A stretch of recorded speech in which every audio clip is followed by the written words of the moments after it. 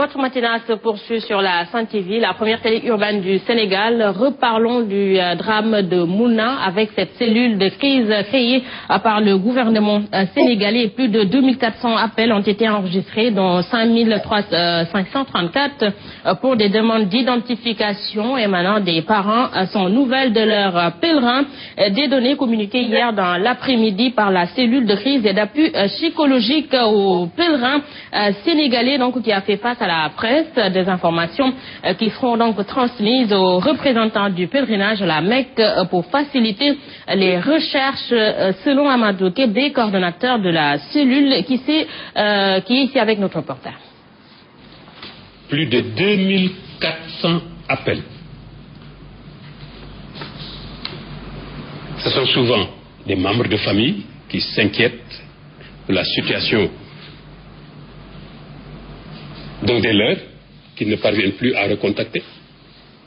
Ce sont souvent des voisins qui appellent, qui ne sont pas membres de la famille. Ce sont souvent des curieux. Le numéro vert reçoit toutes sortes d'appels. À telle enseigne, il nous est très difficile. Tout ceci est compilé et mis dans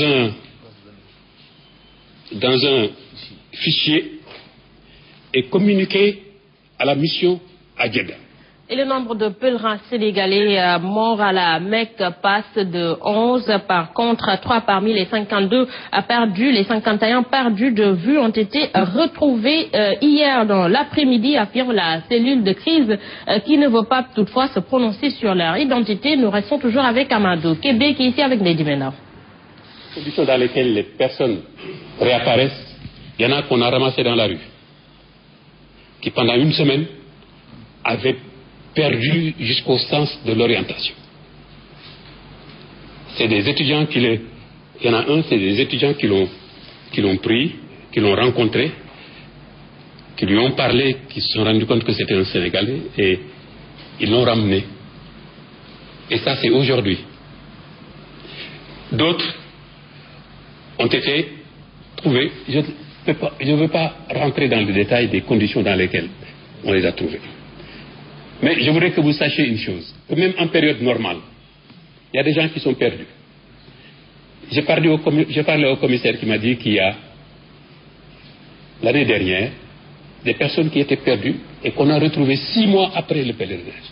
Concernant toujours ce drame à Mouna, les personnes considérées comme disparues le sont bien si l'on se fie aux explications du professeur Amsatou Sow Sidibé qui s'inspire du droit positif.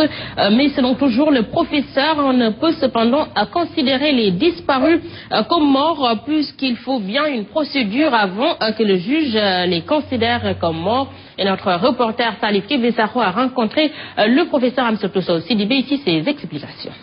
Avec le drame qui s'est produit à Mouna, entraînant la mort de plusieurs centaines de pèlerins, on parle de plus en plus de disparus, un terme qui a bien une signification en droit. On parle de disparition lorsque l'on n'a pas de nouvelles d'une personne. On dit que cette personne est absente, mais son absence s'est produite dans des circonstances qui mettent sa vie en danger sans que son corps ait été retrouvé. Si, pour le professeur Amsatou Sow Sidibé, on peut bien considérer certains pèlerins comme étant disparus. S'il y avait des personnes, des Sénégalais et des Sénégalaises, qui, au moment de l'accident, procédaient à la séance de lapidation, que l'on ne revoit pas après, que l'on ne retrouve pas dans les hôpitaux, que l'on ne retrouve pas dans les morgues, eh bien, je crois qu'on peut parler de disparus. On ne peut cependant les considérer comme morts, puisque pour considérer un disparu comme mort, il y a bien une procédure à suivre. Les juristes ont toujours de l'espoir. Tant qu'ils n'ont pas vu le corps d'une personne décédée, ils ne peuvent pas dire que la personne est décédée, parce que la personne peut toujours reparaître. Du coup, si l'on se fie aux explications du professeur agrégé en droit, on ne peut pour le moment ouvrir la succession ou l'héritage de ces personnes, même si le droit les considère quelque part comme disparus.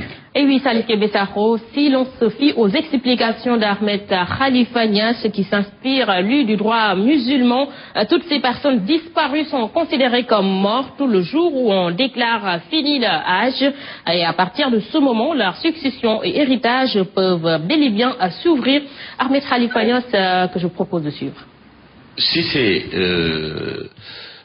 dans le cas comme celui de la Jamra, c'est qu'on va assimiler la Jamra à une guerre.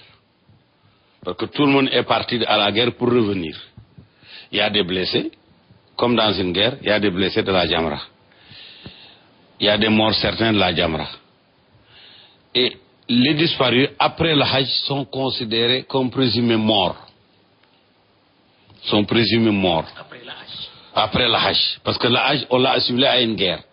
Nous parlons de tout à fait autre chose avec le Sénégal qui sera présent à la 3e édition de la Foire internationale de l'agriculture et des ressources animales brésiliennes, prévue du 29 au 31 octobre prochain. La FIARA, Foire internationale de l'agriculture et des ressources animales, va être jumelée à la foire brésilienne et selon Boubacar Cissé, les exposants sénégalais vont acquérir de nouvelles connaissances pouvant donc aider notre pays à atteindre l'autosuffisance alimentaire. Boubacar Cissé, président du comité d'organisation de la FIARA, ici avec Goran Daglo.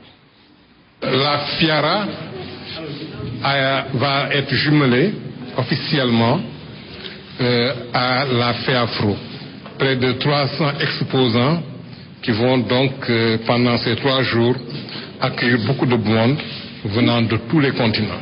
Pour vous dire que l'UEMOA, les pays de l'UEMOA sont en pole position parce que à travers le Mercosur, il est question de voir comment créer avec l'UEMOA donc un espace de libre-échange qui va permettre donc à l'hémisphère sud de l'Amérique, donc le Brésil précisément, d'échanger avec le continent africain.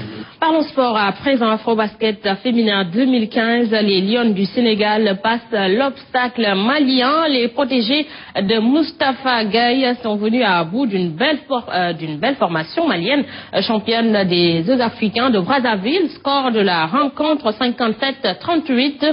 Une belle prestation de la bande de Aya Traoré, analysée ici par le coach de l'AS Douane, Mamadou Gueye Pabi, ici avec Aïcha Kamara. Très belle victoire, avec un écart de 20 points. Techniquement, elles ont été très bien en place. Chacun connaissait son rôle, au fait. Chacun a respecté son rôle. Les rebondeuses sont battues au rebond. Les triponteuses ont pris des tirs. Les organisatrices comme les meneuses Jojo et Fatou Dieng ont organisé très bien le jeu. Il faut connaître la difficulté avant les matchs couperés. Et nous avons connu la difficulté contre le Nigeria, contre l'Angola. Et aujourd'hui, ça a été du bon. Parce que ce n'est pas toujours mauvais de perdre un match de coupe, un match en championnat régulier. Le plus important, c'est d'être régulier en match couperé, et ce qu'ils ont fait aujourd'hui.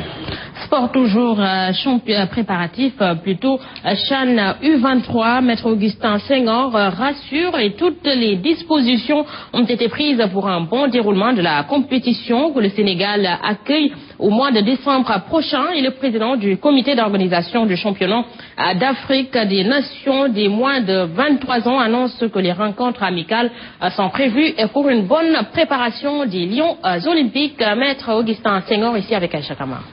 Pour la CAN U23, nous y sommes. Donc je pense qu'aujourd'hui, la semaine prochaine, cette équipe U23 représentera l'équipe A' qui va jouer contre l'Égypte. Donc je pense que c'est important. L'Égypte, c'est pas n'importe quel adversaire. Donc on leur permet de se jauger à des équipes très fortes pour mieux aborder cette CAN. Derrière, nous avons commencé à nouer des partenariats avec les équipes qui sont qualifiées dans l'autre poule, que ce soit le Mali et l'Algérie, qui sont, pour ça c'est presque bouclé. Nous aurons certainement aussi des contacts avec l'Afrique du Sud, je vais moi-même m'en charger, pour qu'on ait pour sûr au moins ces 3 matchs-là. Le survol de l'actualité internationale avant de clore ce journal, le général putschiste Gilbert Diendéré, nous sommes bien au Burkina Faso qui avait donc trouvé refuge à l'ambassade du Vatican à Ouagadougou, a été remis hier aux autorités burkinabées après 36 heures de négociations. Il a été conduit sous bonne escorte dans un camp de la gendarmerie et la justice va désormais pouvoir l'entendre exposer sa version du coup d'État manqué du 16 septembre. Toujours sur l'international, une conférence des bailleurs de fonds pour la Centrafrique s'est tenue hier en marge de l'Assemblée générale des Nations Unies, mais la question de l'aide financière a été occultée au profit de déclarations de soutien au gouvernement de transition et sur la nécessité d'organiser des élections au plus vite alors que le pays est en proie à des violences qui mettent en péril le processus de transition. La date donc du 18 octobre pour les élections n'est pas réaliste, a assuré le chef des opérations de maintien de la paix à l'ONU, Hervé Latsou, qui demande à la communauté internationale de redoubler d'efforts pour aider la Centrafrique. Voilà, mesdames et messieurs, c'est ici que se referme ce journal. À vous tous, merci d'avoir suivi. Merci à toute l'équipe technique et l'équipe rédactionnelle qui ont participé à la réalisation. L'info continue sur la 5 TV, première télé urbaine du Sénégal, 7h30. Mambendia, Ahmed Edara vous retrouve pour la revue des titres en Wolof, 7h45, c'est le journal. Et tout de suite, Sainte-Côte s'installe dans cette gym. Quant à moi, je vous retrouve à 13h pour le flash d'information. Bon réveil maintenant à toute bonne journée. Au revoir.